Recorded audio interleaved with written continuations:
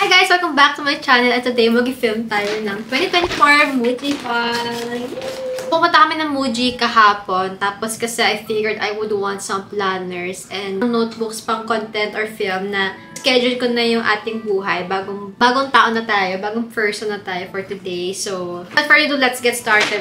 Hi! Sakto kasi pumunta kami doon, sale sila. So, hindi ko alam kung hanggang kailan yung sale nila. Pero mga 30%, 20% off yata yun. Sir, mag-start muna tayo sa pencil case ng bayan, which is itong Muji pencil case. And, hindi ko alam kung magkano to. Nalimutan ko na. Pero mura lang din itong binili kong pencil case. Open lang siyang ganyan. Ayan. Gustong-gusto ko kasi yung Muji, yung very simple yung design nila. And bumili din ako 3 ballpoint pen. Ayan, ganyan yung itsura niya. Oh, cute, diba? So, this is the famous Muji ballpoint pens. All of them are 0.38. Usually, binibili ko 0.4 to 0.5. The bag, very simple, classic. Classic! 4 pala yung binili ko. Nalala ko na 4 pala. Ito, cutter ng Muji. Yung mga kapatid ko ata bumili nito. Yung iba na yung binili is correction pen and itong pentel pen. Moving on tayo sa mga notebooks and planner. Siyempre, talaga yung ko doon. So, first one, itong planner. Ito yung pinakagusto kong planner sa Muji. Kasi dati, bumili ako sa Japan ng planner nila. Pero mas maliit dito. And sobrang nagustuhan ko yun. Hindi ko lang tadapan ng mga classmate ko yun. Pero lagi kong dala yung mga maliit na Muji na planner. Parang color red pa nga yata yung itsura nun. So, ayan. 280 pesos lang siya. Malaki na siyang ganito kalaki. And I love the color. Meron silang black, meron silang red. Pero I opted for the simple one. Ayun yung itsura niya sa loob. Ingay naman! So, ayun yung itsura sa loob. And one thing about Muji is they will do the paper right. Sige, pag-anay mo natin sa kuya. Ingay eh. So, ito na yung loob niya. And one thing about Muji is they will do the papers right. Gandang-ganda talaga ako sa papel quality ng Muji. And ito yung itsura niya. This is a monthly planner. Maganda kasi siya, guys, kapag ikaw yung person na parang makakalimutan kung ano yung magiging schedule mo for the next few days. Maganda din naman yung daily planner. Like, talagang nakaplan yung daily mo. Which is, para sa akin kasi that's a different kind of list. Pero kapag ganito kasi yung monthly planner, makita mo na agad na, sa Monday ganito, sa Tuesday ganito, sa Wednesday ganito. Mas hindi ako magiging makalimutin kung ano yung mangyayari.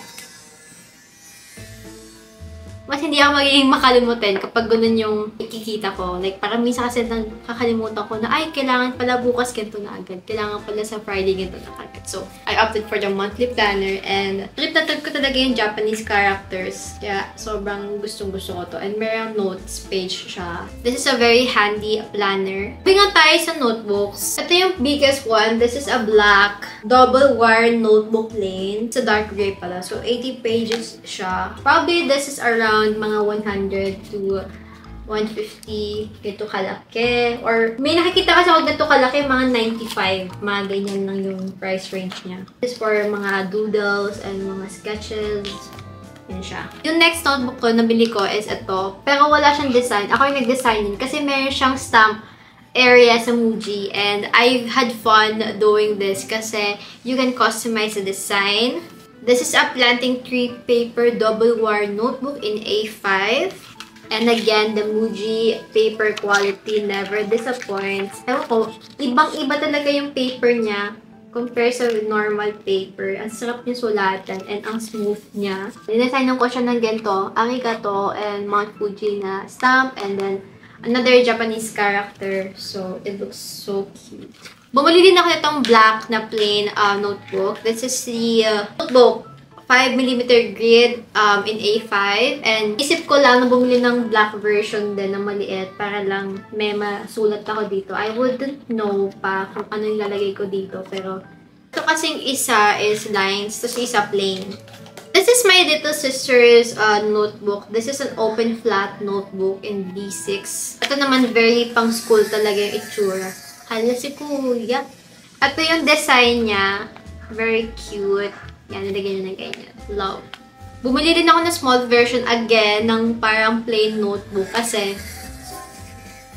ito yung something that I would carry around my bag pag may naisip akong idea. Minsan kasi mas masarap siyang i-write kaysa sa i-type sa cellphone mo. Kasi nakakalimutan ko na. Pag nagsi-cellphone ako, nag-i-scroll agad ako sa TikTok or Instagram. So, ito yung parang little content ideas natin. And ito yung double wire notebook in A6. Ito yung itsura niya. And gusto ko yung ganitong type ng Muji notebook, yung plain lang na brown. Kasi ang lakas niyang maka-Japanese talaga. I mean, although Japanese din naman talaga siya, pero cute-cute na tignan. Kasi minsan sa National Bookstore, wala kang makikita ng ganitong design. Parang ang cute na tignan. Minimalist, aesthetic in a way. Last notebook is this high-quality slim notebook grid na naman in A6. So, I think this is my little sis. Ayan siya. Very pang mini bag ang peg niya, ang atake niya. Bumili din pala sila netong masking tape. Very minimalist aesthetic talaga yung Muji. Pero yan, gustong-gusto ko din yung mga masking tape nila kasi minimalist siya. Pero alam yun, yung pagka-payoff ng color nila, very subtle lang. Nalimutan ko yung include sa vlog, pero bumili din pala sila tong bean bag na parang pang ganito siya. Ayan. Gaganunin mo. And sobrang lambot niya. Pero, ayan yung purpose niya. Parang beanbag. Dalawa yung binili namin yan kahapon. And the last part is itong mga cotton candy na normal lang naman. Pero kasi nung pumunta kami sa ibang bansa, nagustuhan namin yung cotton candy ng Muji. This is the Watagashi. And 95 pesos isa neto. Bumili kami mga 21 pieces. Kasi madami kami sa bahay. So, syempre, bibili na namin yung mga isa't isa. Kumbaga, baka pag-agawan namin. So, dami naming hinordered na cotton candy, but you have to eat this as soon as you can kasi baka mag-deflate yung cotton candy. Sayang naman. Believe it or not, that is it for my Muji 2024 haul. Mostly like mga school supplies lang yung bilhin namin and na cotton candy. Kasi yung iba nila, sobrang mahal ng iba nila binibenta, especially sa clothes. So, parang medyo alangan bumili sa Muji ng clothes. I hope you guys enjoyed this video. I really had fun doing the 2016 vlog haul style na parang normal haul lang, ganun. If you guys have any more suggestions sa video, then let me know and I'll see you guys on the next video. Bye! Thank you for watching!